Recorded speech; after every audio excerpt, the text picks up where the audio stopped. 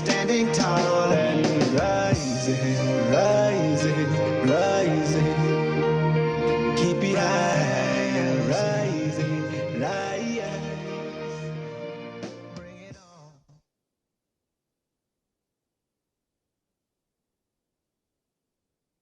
Thank you for joining us this morning.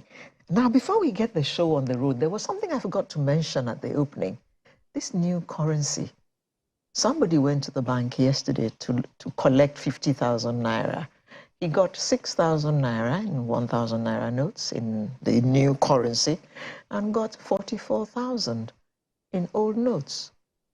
And I was reading yesterday that the central bank said it was going to fine banks who were not coming to collect money to transfer to their customers. The central bank, from information that was also made available yesterday in the news, that any bank, that we, the people, are now free to reject. So, my friend, you know yourself, I'm talking to you now. Take that 44,000 naira back to the bank and tell them you don't want it. Because one of these cashiers told me that, look, they have an order to put only new notes in the ATMs. Well, the ATMs, yes, but this person went to the bank. Let's see. Maybe they have started at ATM. Small. We have until 31st, Abi. I also saw one picture. That's only 10 days away. So the mop-up should have started. Look, the mop-up has started in all other ways. I saw a picture this morning. I think it was this morning I saw the picture of a stack of 1,000 naira notes, as in tall, maybe like up to my knee, and wide. And the caption says that politicians are giving out the money that they couldn't take to the banks. So the mop-up has started. The people who collect it, why couldn't they take it to banks? Why wouldn't they take it to the bank? How are you going to explain it? Okay. I did a contract and I was paid in cash. Please, let's go to the... I hope that was not fake news. Yes. So elections are about a month away, and the plot is thickening. And the federal government has raised the alarm over what it called an increasing resort to fake news and disinformation by a section of the media, warning that this portends a serious threat to the success of the 2023 general elections, which is being keenly contested. Information is fast becoming the most fraught battleground through different platforms. People share propaganda as videos, made-up quotes, and as fabricated articles made to look authentic in an attempt to push a hidden agenda. And guess what? Social media is not helping anybody. Everybody is now a citizen journalist, and everybody is posting all kinds of things. But we forget that we can actually check before we repost or share. Some of those things are just difficult to doubt. When I was growing up, we heard that pictures don't lie.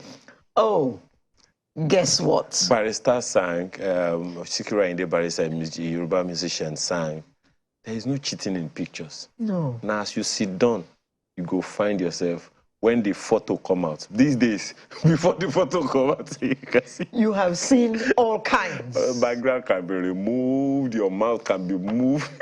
I mean, please, let's just get on. I mean, someone said to me, you can just sit down quietly and be moping, and they can make your lips move, and they can make you say things that you had no idea you could say. Oh, yes. How come George Washington is speaking on that dollar note? You know, let's Anyway, to look at this issue of fighting fake news this morning, it's my pleasure to welcome Kabiru Danladi, lecturer, Department of Mass Communication, Ahmadu Bello University, Zaria, who joins us via Zoom. Good morning. Good morning. And also join us with him right there is Mayowa Tijani, who is a journalist and a fact checker as well. Thanks for joining us. Oh, a fact checker. That's making this thing more interesting. Now, Mr. Danladi. Yes. Can you tell us exactly how all this started? Is it part of politics? Because as we're getting closer to the date, it is intensifying. Yes. Fake news has been part of what I think since the First Republic. Initially, when there was no social media, it is very difficult for this kind of information to move quickly. But politicians are known for telling lies about their opponents.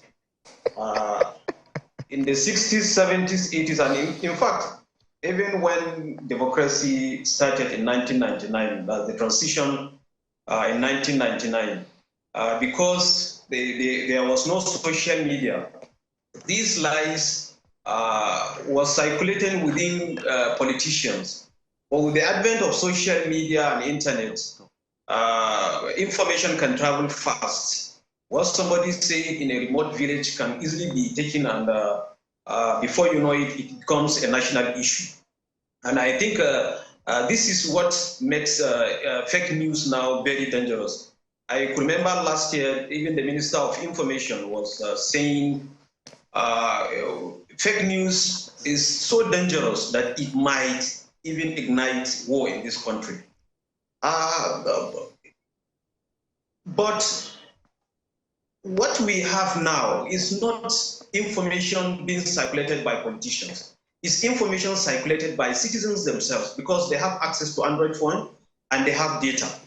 Having access to Android phone and data makes them now behave like the world is within their reach.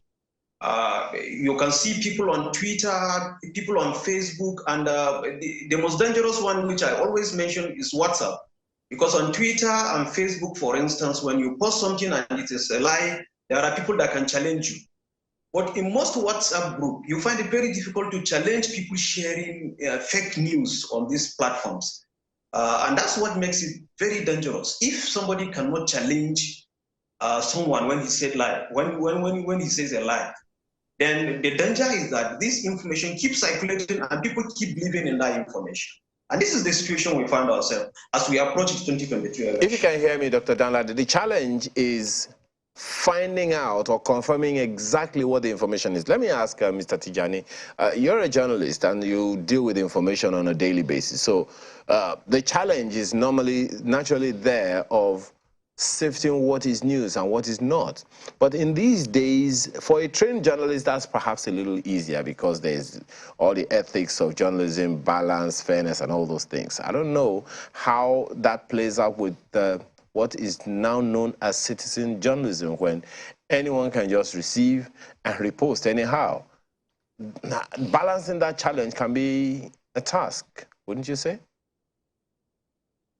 I think that generally at a time like this, citizens who indulge themselves, and I say indulge carefully, who indulge themselves in citizen journalism have to add some level of responsibility to it. Because we have come to a certain situation in our national life where misinformation and disinformation can actually have like their consequences. We have examples from like 2-3 elections away where we saw what the Cambridge Analytical systems was doing in manipulating the hearts and minds of people about a certain candidate versus a certain candidate. And what this does, the way this is done is very subtle, that people don't even know they are being used to make a certain decision, or they are being pushed in a certain way. You know, one of the things that social media does now is that if you analyze a person's social media profile, you can tell what they like, you can tell what they hate. In 20 minutes, you can say what candidate they are likely to support and what candidate they would not support.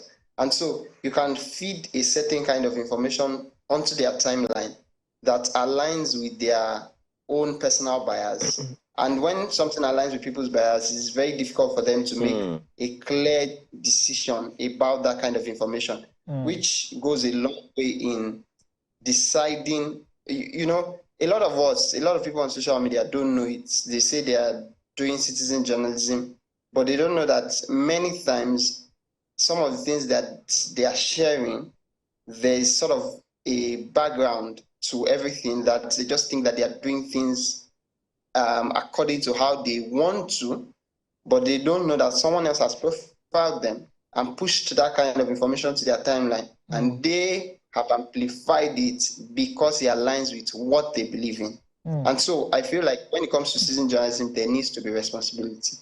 Okay, Mr. Tijani, just staying with you before we go to the fact checker. Quickly, what is the difference between misinformation, disinformation, and malinformation? Okay, so for misinformation, this is, should I say, wrong information that you share without intent. So you see a piece of information saying somebody has endorsed a certain candidate. You as a person, you are not the one who intentionally started that piece of information. So that, if you share it, that's misinformation. Then when it comes to disinformation, disinformation is what you deliberately cook. So the person, for example, who started the statement to say, oh, so person has endorsed so person, they know that is not true, but they fabricated it for a certain intent and purpose. That is disinformation. Then when it comes to malinformation is more basically trying to do some level of damage to maybe an existing piece of information to sort of fit into a certain narrative. So I feel like the least and most common is misinformation, which is a lot of people sharing what they have not verified, but is wrong. Okay. Talking about what hasn't been verified, we've since been joined by Mr. Silas Jonathan, who is a fact checker, open source investigator, Center for Journalism, Innovation and Development. Good morning, Silas. Thank you for joining us. Good morning. Good. And it's a pleasure. No, so now we're in your turf now. Fact checking. All kinds of things appear on our phones, on our WhatsApp, whatever. And we don't know how true or how false it is. We just share. We forward. How easy is it for us to fact check the things that come in? And how do we do it? First of all, I think it's something just anybody that knows how to use a digital device could do. I mean, the preliminary level. But I think one of the things that makes people not even willing to do a certain level of fact checking is because there is a confirmation bias. People just want to share things that fits with their own belief. They want to share things that seems to go with their own ideology. So that's one of the problems that I have noticed that is really taking people away from even attempting to fact check. Nonetheless, one of the first steps that anyone could do using a digital device is to, first of all, question question the picture, question the narrative. Just look at it and question it. Could this be true? Putting away your biases, putting away your own self-belief. So if it's in the context of a picture, you could just easily use your mobile device to do a Google reverse image search. Well, Mr. Jonathan, just 1 second. You would know just 1 second before you take us through. Just 1 second before you take us through all of that. You know what to do and all of that. We'll get to it now, and I'm sure Alora is already trying to take notes of what you're saying. Exactly. You know, in my head, you know that there is an intent. Yes. Now, once it fits into the narrative, both of you, Tijani and Jonathan, you have agreed that there is always an intent behind every fake news. if the fake news intent is already being played out, and it, as you both have said, aligns with my bias, why do I have to fact check? I already believe it because it's what I want to believe. And you are happy. And I'm happy. So what would be the motivation? Perhaps we should start from there. What would be the motivation for me to go fact check? Why do I need to? It already fits into what I want to hear or see or share. Yes, I think this has always been the challenge for even us fact checkers, and I'm sure Tijani would agree with me. That's the problem, of course. But the motivation to fact check should always be for the singular reason that's kept the world together, which is truth. Truth. I think citizens who want to see the best, who want to be able to see the change that they look for, who want to be able to see a society that is peaceful, that is serene, then they should be motivated to do that based on the factor of truth. Truth should be the leading factor that should motivate anyone to want to fact check beyond biases. Yeah. Ask Dr. Danladi. You've done a lot of research on this, on communication, on this fake news thing. You've done some research on political communication to some extent, especially as it concerns people. And I'm glad that you've also looked at one of the biases of culture. How significant is the role of culture in this whole fake news narrative, this misinformation or disinformation narrative? How prominent, how significant is culture, be it ethnic culture or people culture generally, in this whole thing? And what do we need to review it? Most of this fake information are shared through WhatsApp group, family group, professional groups, religious groups. So when you share, for instance, if my imam shared an information, the likelihood of me coming out to tell my imam, for instance, or my dad, or my uncle, or my mom, to tell them that the information you are sharing is not true, is very, very low. Even if I'm going to say it, I'm not going to say that they are lying. I will just find a way of telling them that information like this do happen. Saying something like this also affirm what the other person is sharing.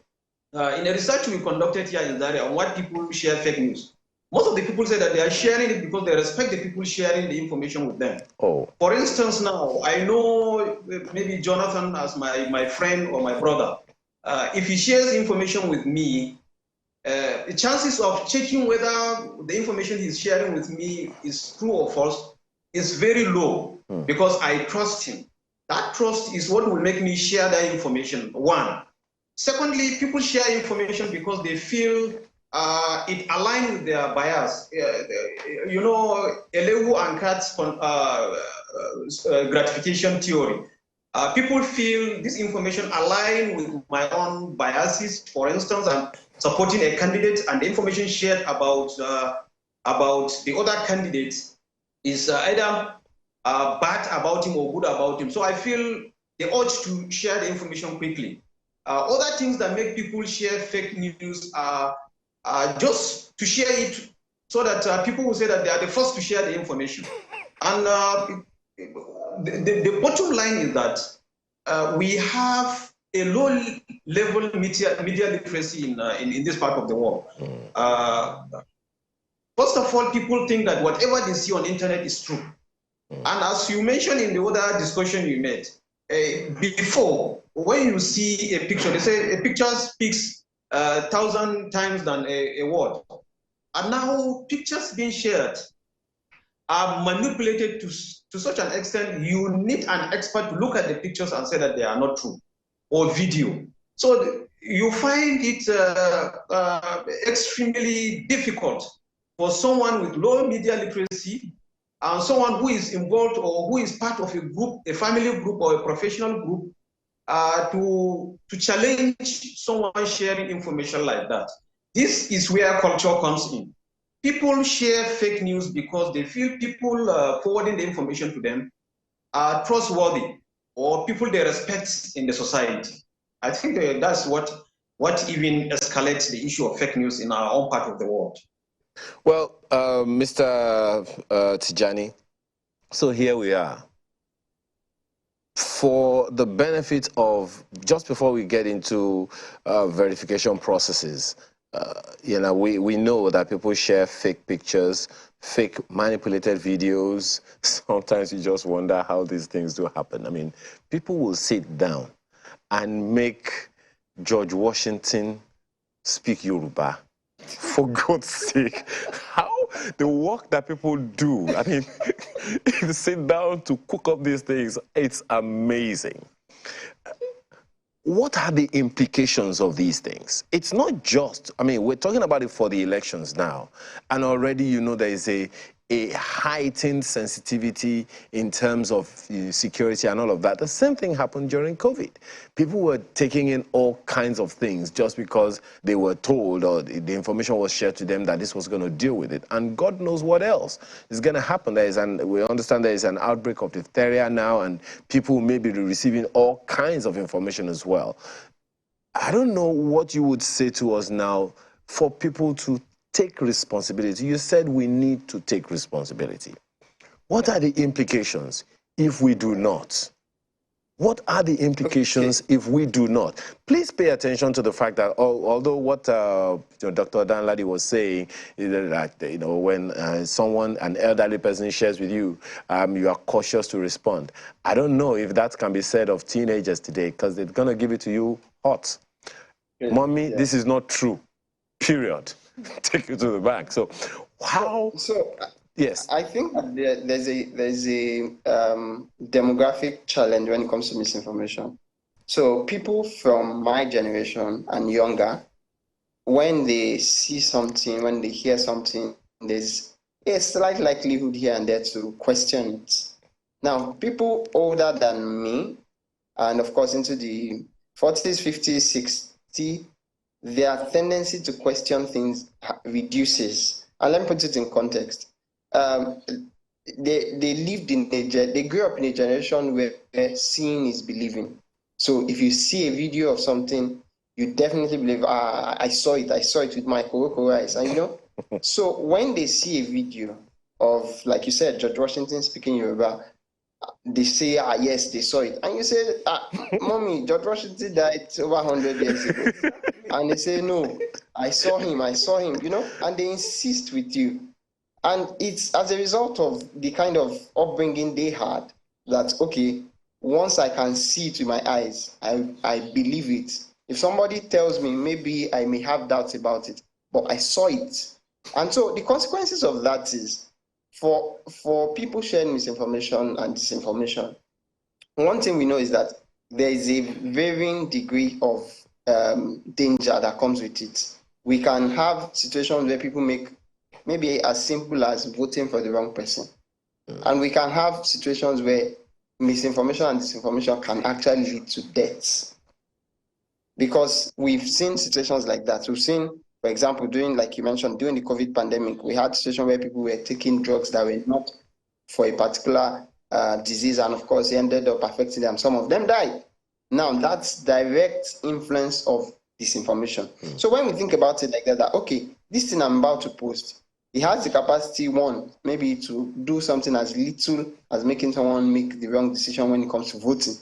But it also has the ability to still go as far as causing ethnic division or ethnic outbursts between one region of the country or the other region of the country. Once we start thinking of it that a simple tweet, a simple story, a simple WhatsApp broadcast can lead to people losing their lives, then that sense of responsibility sort of comes on us afresh.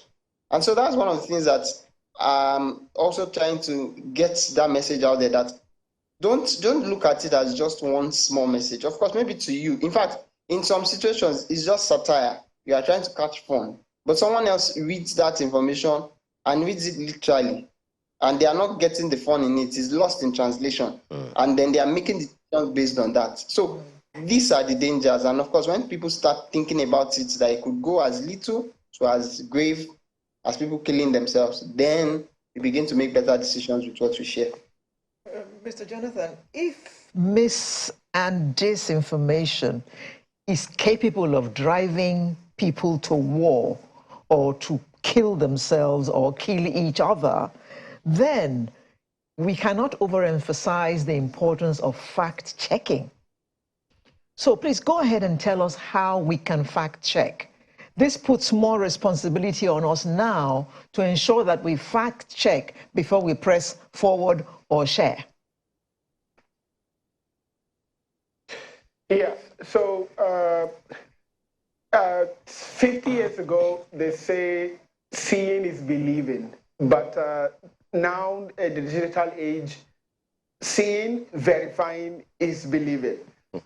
So when you see anything online, and especially I noticed that fake news is usually viral. So when you see anything and then you have doubts, because usually doubts go there, but if you don't see any doubt, but then you want to share, I think it's important that first of all you do the three things, and it all depends on what the content is. If it's a picture, I was saying earlier, you could simply do a Google reverse image search to help Google you what? with the context. I beg your pardon. Google. When you do a Google reverse image search, Revert. Reverse. Reverse. reverse, like a reverse. Google reverse image search. Go ahead. When you do a Google reverse image search, it helps you with the context of where the picture has been, who has shared the picture, and possibly the real story behind the picture. So it would help you to know what you're about to share.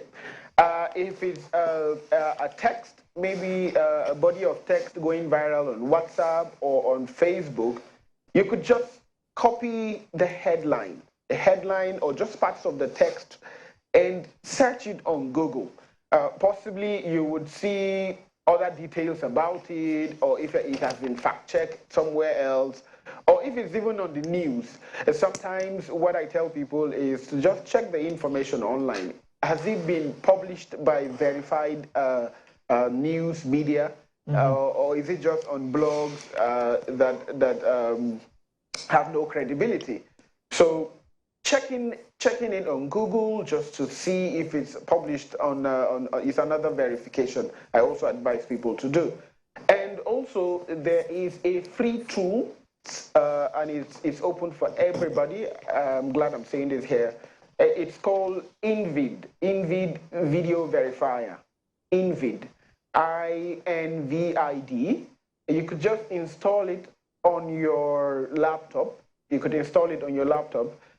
This will help you with video verification. And I find this easy because I think anyone could do it with digital knowledge. You could just upload the video on InVid, and it will give you further details where the video has been. If the video has been doctored, results will show. And then you would know what you are about to share. Yes. And then finally, doctored images. Doctored images can also be analyzed on photo forensics. Photo forensic is also a tool online. It's free. People can access Photo it. forensics. Just dabble around and see if an image has been edited on photo forensics. You just type photo forensics on Google, and the tool is there. Yes. And finally, especially on Twitter, we are currently doing a study, and then what we're seeing is that there is a mass influx of bots, that's fake accounts on Twitter that are promoting false narrative, influencing conversations and putting people off. We noticed that there are lots of accounts on Twitter right now in the Nigerian Twitter sphere manipulating conversations. There is a tool that could help people also to sort of classify fake accounts from from actual accounts, because when you know that an information is coming from a fake account, already you know that the information is not legit. So there is a tool called Botometer. Botometer, B-O-T, like bots, then Botometer. All you need to do is to just copy the account that you feel is manipulative or that has some doubts and paste it there. You would be able to know whether it is a bot or a real actual account. And then finally, there is a rise of, you mentioned a video of George Washington speaking Yoruba, actually caught a laugh after it. These are deep fakes, and then we are seeing a lot of them lately, and it's amazing where we see politicians saying something that maybe is out of context. There is a tool also, this is a free tool. When you see a video like that, whether it's a link on YouTube, whether it is on Twitter, whether it is on WhatsApp, you could just easily pick the link or even the copy of the video and analyze it on Deepware. Deepware is D-E-E-P-W-A-R. Deepware AI. It's a free tool, online tool. Anybody could access it. When you just put the link, and it's easy to use. Just when you go there, you could just be able to navigate through. It's not something very complicated. So when you go there, all you need to do is to upload the link, and then, or you can upload the video, and then it will just analyze in seconds. So if the video is a deep fake, it will give you by percentage. If the video is it's not, it will also give you the percentage. And then, lest I forget, I would also like to mention this one. There are lots of fake links on WhatsApp, fake links on fake websites on Twitter offering people scholarship, or they claim one politician is giving out money, and then when you try to click it, you are scammed, or you're taking out your money is being extorted. When you see links like that, and I see most times people ask me, say, is this true that the immigration is recruiting, or is it true this is happening? Anybody could just do this. Just go online, and there is a link we call ScamDog. ScamDog is also easy to navigate. All you need to do is to copy the link of the alleged website, just put it there, and when you analyze it, you will see reviews, whether it is fake, whether it is scandalous, and so forth. Yeah, okay. Thank you. Dr. Danladi. I know I said a lot. And the elections are coming up in about a month. So we're going to be seeing a lot of things, a lot of information. I'm not going to describe whether they're mis or dis or mal, but a lot of information is going to be coming in to influence our decision regarding who we're going to vote for. Is there a way we can avoid election misinformation? I can't get the question. Please, can you repeat it? Because the network is breaking. Oh, I said elections are coming up very soon. So we're going to be getting a lot of information to help us determine or to influence our choices when we go to the polls. Is there any way of avoiding election misinformation? Network is breaking. Oh. Network is breaking. Can you hear us? Can you hear us now? Question? Okay. Let's ask that same question from Tijani. Mr. Tijani. Tijani, did you hear my question?